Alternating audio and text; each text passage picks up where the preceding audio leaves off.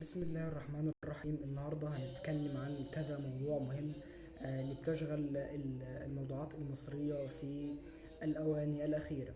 وأول موضوع معانا النهاردة هو موضوع اللاعب المستبعد من قائمة المنتخب في كأس العالم. طبعا حسام حسن شفنا كلنا إنه أعلن عن القائمة الأولية لكأس العالم، واللي بتضم أربع حراس: مصطفى شوبير ومحمد الشناوي والمهدي سليمان ومحمد علاء حارس الجونة.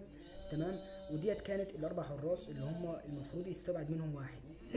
لكن حسام حسن واضح إنه عنده رؤية فنية تانية جدا، اللي هو ممكن يستبعد لاعب من خط الهجوم او لاعب من خط الوسط او لاعب من خط الدفاع وكذلك برضو، ويسيب الاربع حراس ضمنا او تطابقا للتغيرات. لكن انا بقول لك الى حد هذه اللحظه اللاعب الاقرب للاستبعاد من قائمه المنتخب هو اقطاي عبد الله ومحمد علاء. دول اللاعبين الاقرب للخروج: محمد علاء حارس الجون او اقطاي عبد الله لاعب انبي. في كلام مع حسام حسن. اقطاي المهاجم بعد حمزه عبد الكريم، وبعد كده انت ما عندكش غير مرموش كمهاجم سترايكر صحيح، والباقي كله اجنحه. فانت في تفكير داخل المنتخب ان اقطاي ممكن ما يستبعدش. لازم يكون في مهاجمين، لان لازم يكون في اتنين مهاجمين اللي هو حمزه عبد الكريم واقطاي عبد الله كذلك. ده اللي كان بيدور في مخ حسام حسن في الاواني الاخيره، وده اللي هنشوفه في الساعات القليله القادمه.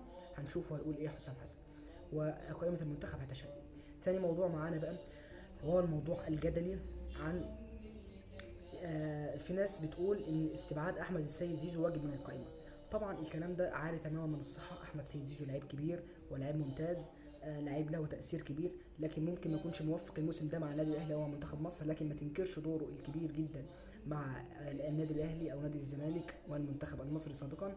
احمد السيد زيزو ورقه مهمه جدا في كاس العالم لا يجب الاستغناء عنه. ثالث موضوع معانا هو اقطاي عبد الله والتوقيع للنادي الاهلي.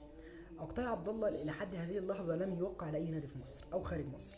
اقطاع عبد الله الى حد هذه اللحظه لم يوقع على اي نادي في مصر او خارج مصر. خلينا نكون صراحه، مفيش اي كلام من بعيد او من قريب، وكل اللي موجود على الساحه دلوقتي مجرد ترشيحات.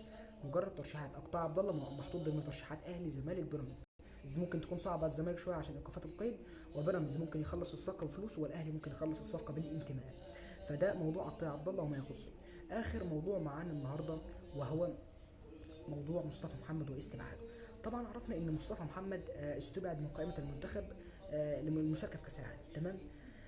هتيجي يقول لي رايك، هقول لك ان رايي استبعاد مصطفى محمد قرار خاطئ وصحيح في نفس الوقت. ازاي قرار خاطئ؟ ان حمزه عبد الكريم واقطاي هتيجي تجربهم في كاس عالم، فممكن الضغط يكون عليهم او السبريتس يكون عليهم من الجمهور، يقول لك لا ده حمزه ما اداش واقطاي ما اداش، يا ريت مصطفى كان انضم.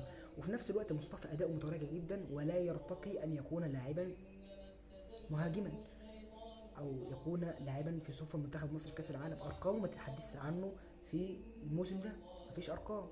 فاستبعاد مصطفى محمد خاطئ وصحيح. لكن هنشوف، وكل التوفيق لمنتخبنا الوطني في رحلته في كاس العالم في امريكا.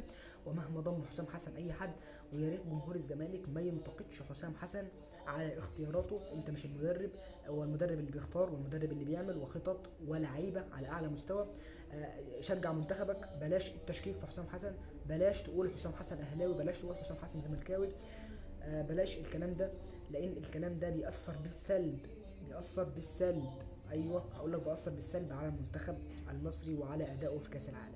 فيا ريت نشوف تشجيع من قطبين الكره المصريه الاهلي والزمالك وجماهيرهم للمنتخب المصري في كاس العالم. وفي الاخير كل التوفيق للمنتخب المصري وحسام وابراهيم في مهمتهم الوطنيه في الولايات المتحده الامريكيه. وكل التوفيق لهم، وان شاء الله خير، وان شاء الله البطوله هنتقدم فيها وهنعمل اداء كويس وهنخلي العالم كله يحيى عليها.